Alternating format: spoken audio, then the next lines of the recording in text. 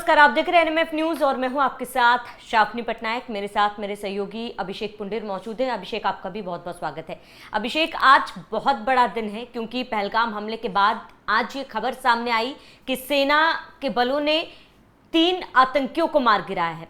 लंबे समय से सर्च ऑपरेशन लगातार जारी था, इनकी खोजबीन लगातार जारी थी और तमाम आतंकियों पर इनाम भी घोषित किया गया था। और अब कहीं ना कहीं ये कहा जा रहा है कि पहलगाम हमले में जो निर्दोष लोग मारे गए हैं उनको आज इंसाफ मिला है। बड़ी खबर है आज देश के लिए। लेकिन वहीं दूसरी तरफ अगर थोड़ा सा हटके देखें, कई मामलों पर राजनीति भी हो रही है। कार्तिक, अगर संसद की बात करें, आज ऑपरेशन सिंदूर को लेकर चर्चा होनी थी। ऐसे में चर्चा से पहले ही विपक्षियों का हंगामा देखने को मिला था। उसके बाद सदन को स्थगित भी कर दिया गया। लेकिन संसद की शुरू होने से पहले पी चिदम्बरम का एक बयान सामने आया अभिषेक, जिसने विवाद खड़ा कर दिया। उनका ये बयान साफ तौर पर यह सवाल खड़ा करता है कि क्या कांग्रेस पी चिदम्बरम पाकिस्तान को क्लीन चिट दे रहे हैं पहलगाम हमले के मामले में, क्योंकि पी चिदम्बरम ने एनआईए पर सवाल उठाया है अभिषेक, और उन्होंने साफ कहा है कि एनआईए कंप्लीट डिटेल नहीं दे रही है, कितने लोग मारे गए, कहां मारे गए। साथ ही सबसे बड़ा बयान उनका ये कि क्या गारंटी है कि जो आतंकी इसमें शामिल थे वो पाकिस्तान के थे, वो हिंदुस्तान के भी हो सकते थे। तो पी चिदम्बरम को कैसे पता कि वो आतंकी पाकिस्तान के नहीं थे?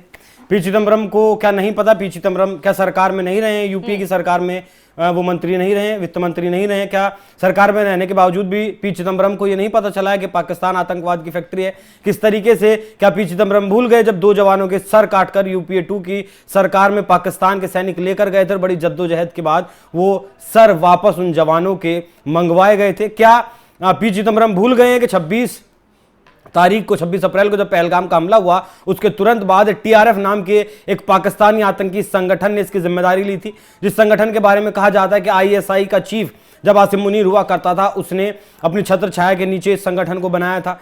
क्या फिर पी चिदम्बरम भूल गए कि टीआरएफ ने फिर हालांकि अपने नाम को उससे अलग किया और अमेरिका ने अभी इसी पखवाड़े में उसे आतंकी संगठन घोषित किया है, इंटरनेशनल आतंकी संगठन घोषित किया है? क्या पी चिदम्बरम भूल गए कि जिस चाइना की गोद में पाकिस्तान बैठता है, उस चाइना ने भी टीआरएफ को आतंकी संगठन माना है और कहा है कि पहलगाम में जो आतंकी हमला हुआ वो वाकई में आतंकी हमला था? मतलब चाइना ने माना है, ये उस चाइना ने माना है जिसने 26 अप्रैल के बाद ये कहा था कि इस मामले पाकिस्तान के सुर में सुर मिलाते हुए कि इसकी जांच होनी चाहिए। अब पी चिदम्बरम साहब जो हैं वो कुछ गमलों में करोड़ों रुपए की मशरूम उगाने की टेक्निक जानते हैं, तो शायद ये भी जानते होंगे कि एनआईए किस तरीके से काम करती है। सरकार में रहे हैं तो एनआईए क्या है? नेशनल सिक्योरिटी की एजेंसी है, वो आतंकियों की छानबीन करती है, उन्हें पकड़ती है। तो कैसे मतलब सदन के पटल पर आकर बता दे सेना या फिर एनआईए या फिर देश में आकर खुलेआम वो प्रेस कॉन्फ्रेंस कर दे कि हम इस तरीके से इन आतंकियों को यहां पर ढूंढ रहे हैं? क्या पी चिदम्बरम वहां थे उस वक्त मौजूद जब आज ही सुबह 6 घंटे गोलाबारी का सामना हमारे जवानों ने किया, जिसके बाद इन आतंकियों को ढेर किया गया? क्या पी चिदम्बरम ने उस मंजर को देखा है जब मूसा सुलेमान जो ये मास्टरमाइंड था पहलगाम आतंकी हमले का, उसे ढेर किया गया, उसकी छाती में कितनी गोलियां मारी हैं सेना ने? तो सवाल उठाना बहुत आसान है। देखिए, ये अपने नेता राहुल गांधी की लाइन पर चल रहे हैं, पार्टी लाइन पर चलने की पूरी कोशिश कर रहे हैं। जिस तरीके से राहुल गांधी ने 2018 में सेना के खिलाफ बेहद ही अभद्र टिप्पणी की थी, उन्होंने कहा था कि सेना का राजनीतिकरण हो रहा है।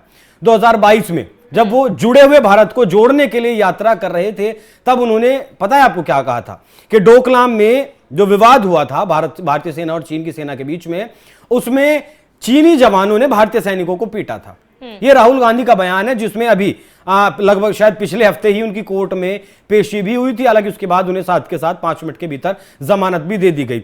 हालांकि ये भी एक बड़ा सवाल है कि अगर इस टिप्पणी को कोई आम आदमी करता और उसके खिलाफ इस तरीके से मुकदमा होता तो क्या उसे जमानत मिलती? क्या उसके लिए महंगे वकील होते? क्या वो जेल नहीं जाता? और क्या वो अपनी बेगुनाही साबित कर पाता? जिस तरीके से बेगुनाही कहें या फिर जिस तरीके से राहुल गांधी ने टिप्पणी की और कुछ नहीं हुआ, क्या इसी तरीके का ट्रीटमेंट आम आदमी को भी मिलता? ये एक बहुत बड़ा सवाल है। देखिए, राहुल गांधी पहलगाम हमले के बाद से लगातार ये तो कह रहे थे कि हाँ हम साथ हैं, सर्वदलीय मीटिंग में भी कहा सब हम साथ हैं। लेकिन याद करिए, साथ ही ये सवाल भी उठा रहे थे कि आखिर सुरक्षा में चूक कैसे हुई, जबकि सेना ने इस बात को मान लिया था कि हाँ हमसे चूक हुई है। आतंकी वहां तक कैसे पहुंचे, बैसरन घाटी तक कैसे पहुंचे, हथियार उनके पास कहां से आए, और उस वक्त वहां कोई सुरक्षा कर्मी मौजूद नहीं था जब बैसरन घाटी में ये हमला हुआ, जिसमें 25 भारतीय और एक नेपाल का नागरिक मारा गया था। उसके बावजूद भी राहुल गांधी लगातार सवाल उठा रहे थे। ऑपरेशन सिंदूर 7 मई में हुआ, भारतीय सेना ने किया, प्रेस कॉन्फ्रेंस भी आकर की, हमारे सीडीएस ने भी इस बारे में जवाब दिया, और यह तक कहा जब मीडिया कर्मियों ने सवाल पूछा कि कितने आतंकी मारे गए, तो हमारे जो AK भारती हैं एयर चीफ मार्शल, उन्होंने कहा कि हम लाशें नहीं गिनते हैं, हम टारगेट करने का काम करते हैं। तो क्या पी चिदम्बरम साहब को यह पता है कि जिन 9 आतंकी ठिकानों को टारगेट किया गया, मतलब इस्लामाबाद के नजदीक भी जो आतंकी ठिकाने चल रहे थे, जैश के हो या फिर लश्कर के हो, जिन्हें आजकल शिफ्ट करने की बात चल रही है, जिनकी एक एक दीवार हिला दी गई थी, 150 से ज्यादा आतंकी वहां मारे गए थे, तो क्या पी चिदम्बरम साहब ये भी कहेंगे कि वहां आतंकी नहीं थे? या फिर जिन आतंकियों के जनाजे में आर्मी के जनरल्स तक, वहां के बड़े बड़े नेता शामिल हुए थे, तो वो कौन लोग थे? क्या वो आम आदमी थे? क्लीन चिट दे देना पाकिस्तान को इतनी जल्दी और इस तरीके से कि क्या कैसे पता है एनआईए को कि वो आतंकवादी पाकिस्तान से ही आए थे, ये कहीं ना कहीं कांग्रेस पार्टी के जो सर्वोच्च पद पर बैठे हुए नेता हैं, हालांकि हैं तो मल्लिकार्जुन खड़गे, लेकिन इनडायरेक्टली राहुल गांधी हैं, वो इस बात को क्यों नहीं समझ पाते कि ये जो देश है, ये जो 140 करोड़ लोग जिस देश में रहते हैं, वो राष्ट्रभक्ति उनके दिल में बहुत ज्यादा रहती है।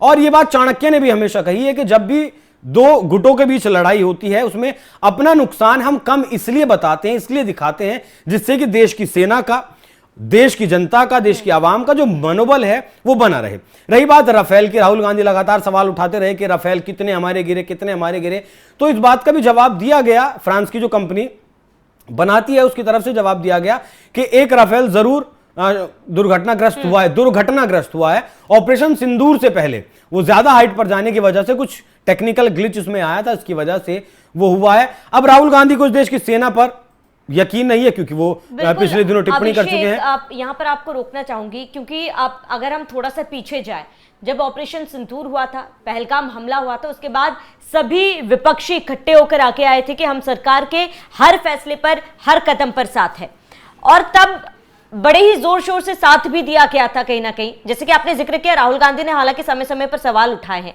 अब जाकर पी चिदम्बरम तमाम जो कदम उठाए गए सरकार की तरफ से, उस पर वो सवाल तो उठा ही रहे हैं।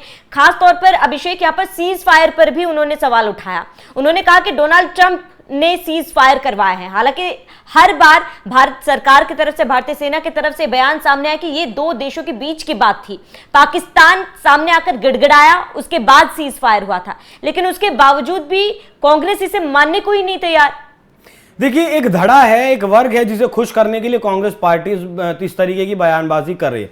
अमेरिका हो, G7 की मीटिंग हो, या फिर मिडिल ईस्ट का अमेरिका का ट्रंप का दौरा हो, या फिर जहां भी वो जाते हैं, अब तक लगभग 26 बार डोनाल्ड ट्रंप इस बात को कह चुके हैं। इस देश के विदेश मंत्री, इस देश के विदेश मंत्रालय के जो प्रवक्ता हैं, प्रधानमंत्री नरेंद्र मोदी भी कई बार मंच से इस बात को बोल चुके हैं कि नहीं करवाया है सीज फायर ट्रंप के द्वारा।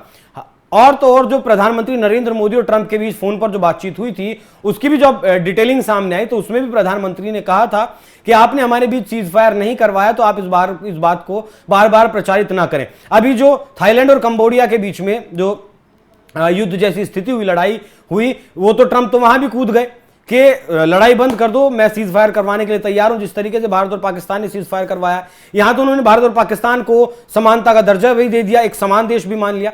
तो समझने की जरूरत यह है कि जब हमारी सरकार, हमारा विदेश मंत्रालय इस बात को नहीं मान रहा है, लगातार खंडन कर रहा है, तो इन लोगों को ऐसा क्या चाहिए, ऐसा क्यों चाहिए कि प्रधानमंत्री आए खुद और वो स्पेशली इनके सवालों का जवाब दें कि नहीं, ट्रंप ने ये नहीं करवाया। अगर ट्रंप इस डील को करवाए थे या फिर इस सीज फायर को करवाए थे, तो आज भारत की जो ट्रेड डील अटकी हुई है, हम ट्रंप की बात नहीं मान रहे हैं, हम ट्रंप के पीछे नहीं चल रहे हैं, इसीलिए तो वो ट्रेड डील नहीं हो रही है।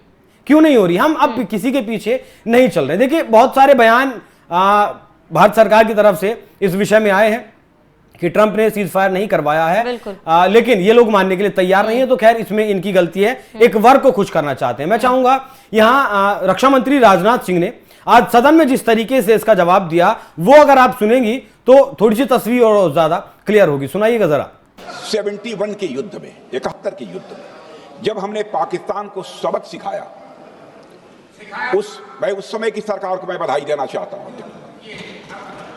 हमने अपने राजनीतिक और सैन्य नेतृत्व की प्रशंसा की। हमने ये नहीं देखा कि किस दल की सरकार है, किस विचारधारा की सरकार है, इसकी चिंता नहीं की कभी। हमारे नेता अटल बिहारी वाजपेयी ने संसद में खड़े होकर उस समय के नेतृत्व की प्रशंसा की थी। हमने इस बात की खुशी जाहिर कि हमने अपने शत्रु को सबक सिखाया। हमने उस दौरान यह प्रश्न नहीं पूछा कि इस सबक सिखाने के दौरान में भारत के कितने प्लेन्स गिरे, भारत के कितने इक्विपमेंट्स बर्बाद हुए। यह प्रश्न अध्यक्ष महोदय उस समय भी हम लोगों ने नहीं पूछा। अध्यक्ष महोदय, यदि मैं इसे और भी प्रैक्टिकल तरीके से समझाऊं, तो किसी भी परीक्षा के परिणाम में रिजल्ट मैटर करता है। यदि किसी परीक्षा में कोई बच्चा अच्छे मार्क्स लेकर आ रहा है तो हमारे लिए उसके मार्क्स मैटर करने चाहिए। हमें इस बात का ध्यान नहीं रखना चाहिए कि एग्जाम के दौरान उसकी पेंसिल टूट गई थी या उसकी पेन खो गई।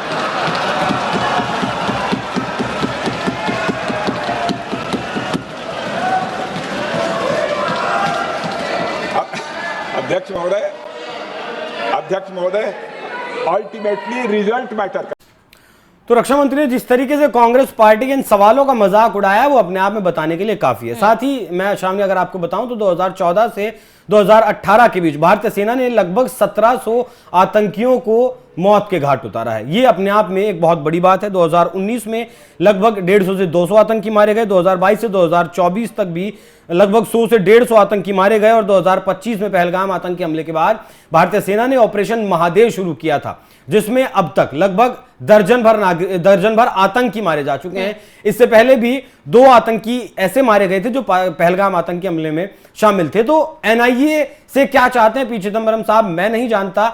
अब ऐसा लगता है जिस तरीके से उन्होंने बयान दिया और सवाल पूछा कि एनआईए पर्सनली चिदंबरम साहब के घर जाए, उन्हें पूरी चीज ब्रीफ करे कि हम किस तरीके से हमने एक पूरा जाल बिछाया हुआ है आतंकियों को पकड़ने के लिए, आतंकियों के मददगारों को पकड़ने के लिए, वो ब्रीफिंग करे चिदंबरम साहब को जाकर। सवाल यह भी है कि क्या उस वक्त जब यूपीए 1 या फिर यूपीए 2 की सरकार थी, क्या उस तरीके से एनआईए ऐसी ब्रीफिंग किया करती थी, या फिर इतनी मात्रा में आतंकवादियों को पकड़ा जाता था और मौत के घाट उतारा जाता था? यह भी चिदंबरम साहब को खुद से अपने भीतर झांक कर ये सवाल पूछना जरूरी है। शावी बिल्कुल। और अभिषेक, केवल पी चिदंबरम ने ही नहीं, कांग्रेस को भी अपने अंदर झांक के देखना चाहिए, क्योंकि समय समय पर आप कई बड़े आप फिलहाल एनआईए पे सवाल उठा रही है कांग्रेस, पहले कभी ईडी की कार्रवाई पर सवाल उठाती आ रही है। ऐसे में एक बड़ा सवाल कांग्रेस के लिए कि क्या केवल राजनीति के लिए राजनीति करना सही है? इस पूरे मुद्दे पर आपका क्या कहना है, हमें कमेंट कर जरूर बताएं। साथ ही आप बने रहिए एनएमएफ न्यूज के साथ।